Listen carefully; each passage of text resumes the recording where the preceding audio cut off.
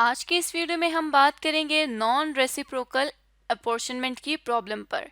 Non reciprocal apportionment की problem को solve करने से पहले अगर हम उसको अंडरस्टैंड करें तो जिस तरह से लास्ट वीडियो में हम इसको डिटेल में डिस्कस कर चुके हैं, लेकिन अगर फिर से देखें तो ये एक ऐसा तरीकाकार होता है जिसमें जो सर्विस डिपार्टमेंट की कॉस्ट है, अगर वो अदर डिपार्टमेंट्स को एक दफ़ा एलोकेट या अपोर्शन कर दी गई है, तो जिस सर्विस डिपार्टमेंट की कॉस्ट को एलोकेट किया गया है उस सर्विस डिपार्टमेंट पर अदर और कोई भी कॉस्ट अपोर्शन या एलोकेट नहीं की जाएगी।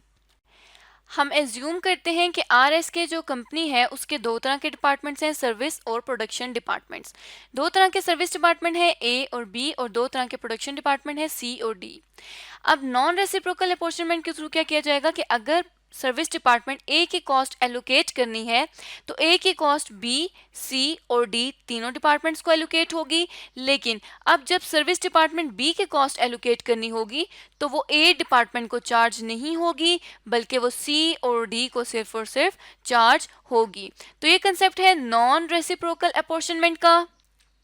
अब मज़ीद इस नॉन रेसिप्रोकल अपॉर्चुनमेंट को हम दो तरह से सॉल्व कर सकते हैं कि अगर सर्विस डिपार्टमेंट की जो कॉस्ट है वो सिर्फ और सिर्फ प्रोडक्शन डिपार्टमेंट को चार्ज की जाए तब क्या होगा, और अगर सर्विस डिपार्टमेंट की कॉस्ट प्रोडक्शन और सर्विस दोनों डिपार्टमेंट्स को चार्ज की जाए तो क्या होगा।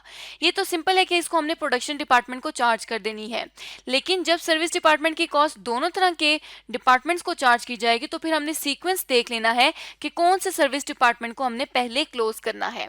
यहाँ पर जो डिपार्टमेंट ज़्यादा सर्व कर रहा होगा ज़्यादा डिपार्टमेंट्स को, उसको हम फर्स्ट पे क्लोज करेंगे। जैसे कि लेट्स सपोज ए और बी दो डिपार्टमेंट्स हैं, जो डिपार्टमेंट ए है वो 3 को सर्व कर रहा है, 3 मजीद डिपार्टमेंट्स को, और डिपार्टमेंट बी 2 मजीद डिपार्टमेंट्स को सर्व कर रहा है।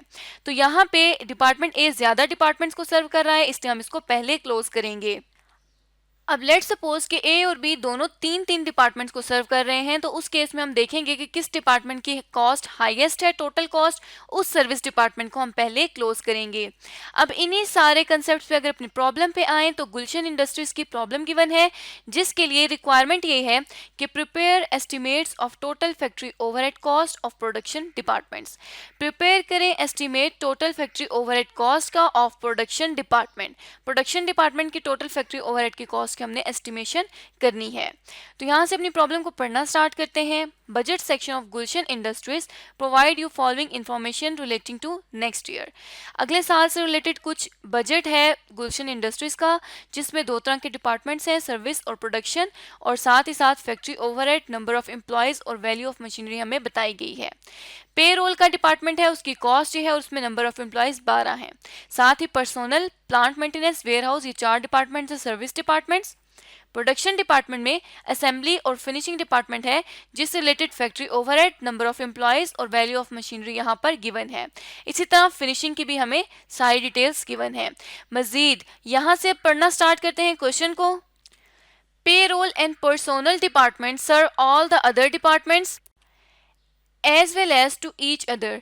जो पेरोल और पर्सनल डिपार्टमेंट है वो तमाम डिपार्टमेंट्स को सर्व करता है, मतलब ये जो दो डिपार्टमेंट्स हैं ये इन तमाम डिपार्टमेंट्स को सर्व कर रहे हैं, और उसके साथ साथ ये एक दूसरे को भी सर्व कर रहे हैं।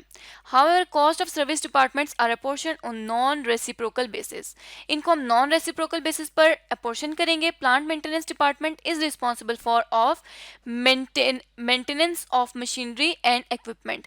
जो हमारे पास प्लांट मेंटेनेंस का डिपार्टमेंट है वो रिस्पॉन्सिबल है मेंटेनेंस ऑफ मशीनरी के लिए, और साथ ही साथ जो वेयर हाउस स्टोर मटेरियल्स है and which enter into production process through assembling department.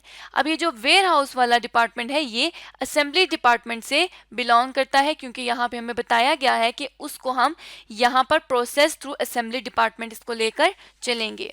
अब हमने एस्टिमेट करना है फैक्ट्री ओवरहेड का, जिसके लिए हम यहाँ पर एक इक्वेशन से एक स्टेटमेंट से बना ली है, जिसमें सबसे पहले ऊपर कंपनी का नाम लिख दिया, फिर एस्टिमेटेड फैक्ट्री ओवरहेड्स लिख दिए, क्योंकि हमने estimated factory overheads of production departments की यहाँ पर डिटेल्स बतानी है।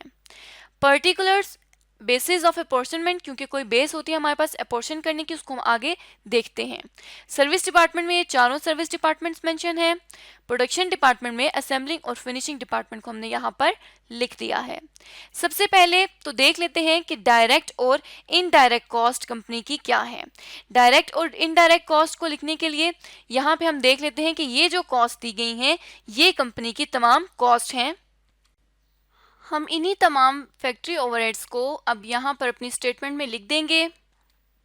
अब जब हमें पता चल गया कि फैक्ट्री ओवरहेड या जो इनडायरेक्ट तमाम कॉस्ट हैं वो यहाँ पर तमाम डिपार्टमेंट्स की लिखी जा चुकी हैं, तो उसके बाद हमने क्या करना है कि अपॉर्शनमेंट करनी है सर्विस कॉस्ट की।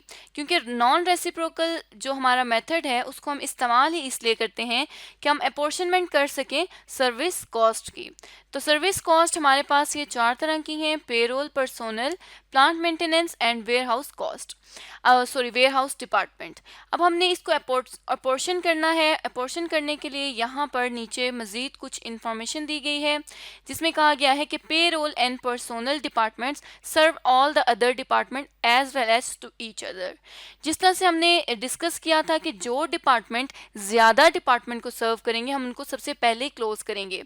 तो उसके लिए यहाँ पे हम अपना क्लोजिंग स्केड्यूल बना लेते हैं, जिसमें जो सबसे पहले है पेरोल एंड पर्सोनल का डिपार्टमेंट, उसको हम कहेंगे कि सबसे पहले क्लोज होगा, क्योंकि क्वेश्चन के इंफॉर्मेशन के मुताबिक ये तमाम डिपार्टमेंट्स को सर्व कर रहा है और एक दूसरे को भी सर्व कर रहा है।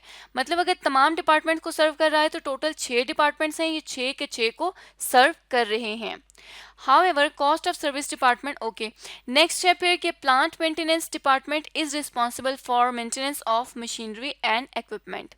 अब ये जो प्लांट मेंटेनेंस अकाउंट है ये मशीनरी और इक्विपमेंट से रिलेटेड है, और जो warehouse store material which enter into production process through assembling department, और ये जो वेयर हाउस का है ये हमारे पास असेंबलिंग डिपार्टमेंट से रिलेटेड है। अब यहाँ पे भी मज़ीद एक और जो बात आती है वो ये आती है कि पेरोल और पर्सोनल डिपार्टमेंट दोनों ही एक जितने डिपार्टमेंट्स को सर्व कर रहे हैं। अब जो दोनों जब एक जितने डिपार्टमेंट्स को सर्व कर रहे हैं, क्योंकि कहा गया है कि ये तमाम डिपार्टमेंट्स को भी सर्व कर रहे हैं, मतलब कि ये 6 डिपार्टमेंट्स को भी सर्व कर रहे हैं और एक दूसरे को भी सर्व कर रहे हैं। तो टोटल ये 5 डिपार्टमेंट्स को सर्व कर रहे हैं। जिस तरह से अगर पेरोल है तो वो इन 5 को सर्व कर रहा है, अगर पर्सोनल है तो वो पेरोल के समेत इन 4 को, मतलब टोटल 5 को सर्व कर रहा है।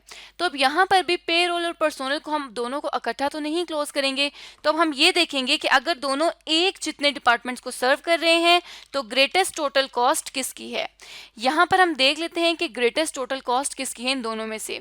तो पेरोल की कॉस्ट ज़्यादा है, इसलिए हम यहाँ पर लिख लेते हैं कि पेरोल को हमसे सबसे पहले क्लोज करेंगे, फिर हम सेकेंड पे क्लोज करेंगे पर्सोनल को, और उसके बाद हम मज़ीद जिसको भी हमने क्लोज करना होगा उसको हम साथ साथ देखेंगे और उसको हम क्लोज करेंगे। तो अब मज़ीद चलते हैं, क्वेश्चन की तरफ आगे बढ़ते हैं। बेसिस ऑफ अपॉर्शनमेंट हम देखते हैं। सबसे पहले हम यहाँ पर लिख लेते हैं कि सबसे पहले हमने पेरोल की कॉस्ट को क्लोज करना है, तो सबसे पहले हमने पेरोल को यहाँ पर एंटर कर लिया। पेरोल के लिए हमें ये कहा जाता है क्योंकि पेरोल जो है वो नंबर ऑफ एम्प्लॉयज़ से रिलेट करता है, तो इसलिए हम पेरोल को नंबर ऑफ एम्प्लॉयज़ की बेसिस पर अपॉर्शन करेंगे। तो यहाँ पर पेरोल के आगे हम लिख देते हैं कि जो उसकी बेसिस ऑफ अपॉर्शनमेंट है वो है नंबर ऑफ एम्प्लॉयज़। अब नंबर ऑफ एम्प्लॉयज़ हैं तो कौन से एम्प्लॉयज़, क्योंकि पेरोल डिपार्टमेंट ने इन तमाम एम्प्लॉयज़ को सर्व करना है, इन तमाम डिपार्टमेंट्स को सर्व करना है, इसलिए हम 4 + 10 + 6 + 40 + 50 करके यहाँ पर साइड पे टोटल नंबर ऑफ एम्प्लॉयज़ लिख लेते हैं। तो यहाँ पे हम लिख लेते हैं कि जो एम्प्लॉयज़ हैं वो टोटल 110 हैं इन तमाम 5 डिपार्टमेंट्स के। अब पेरोल को हमने इस 110 की बेसिस पर एलोकेट करना है अदर डिपार्टमेंट्स को। तो क्योंकि हमने पेरोल की कॉस्ट को एलोकेट करना है इसलिए सबसे पहले तो हम इसको कर देंगे नेगेटिव 192,500 से, और सॉरी ये क्वेश्चन में भी यहाँ पे 192,500 रुपीज़ ही है। अब हमने इसको यहाँ पर नेगेटिव कर दिया क्योंकि हमने बाकी डिपार्टमेंट्स को इसको चार्ज करना था। अब चार्ज करने के लिए हम क्या करेंगे कि इस 192,000 को डिवाइड कर देंगे 110 से जो कि टोटल नंबर ऑफ एम्प्लॉयज़ थे, और मल्टीप्लाई कर देंगे 4 से जो कि पर्सोनल के एम्प्लॉयज़ थे। तो यहाँ पे आ जाएगी कि 7,000 कॉस्ट पर्सोनल को जाएगी। इसी तरह से नेक्स्ट में हम क्या करेंगे कि ये जो कॉस्ट है 192, इसको डिवाइड कर देंगे 110 से जितने टोटल नंबर ऑफ एम्प्लॉयज़ हैं, और इसको मल्टीप्लाई कर देंगे 10 से क्योंकि प्लांट मेंटेनेंस के जो एम्प्लॉयज़ हैं वो 10 हैं। तो ये आ जाएगा 17,500। इसी तरह हम बाकी को सबको भी कैलकुलेट कर लेंगे। तो इस तरह से हमने पेरोल की कॉस्ट को तमाम डिपार्टमेंट्स को एलोकेट कर लिया। मज़ीद बाकी जो 3 डिपार्टमेंट्स हैं इनकी कॉस्ट को एलोकेट करने के लिए हम अपनी अगली प्रॉब्लम में देखें, अपनी अगली वीडियो में देखेंगे कि इस प्रॉब्लम को हम मज़ीद किस तरह से सॉल्व करके टोटल फैक्ट्री ओवरहेड कॉस्ट को प्रोडक्शन डिपार्टमेंट के लिए कैलकुलेट कर सकते हैं।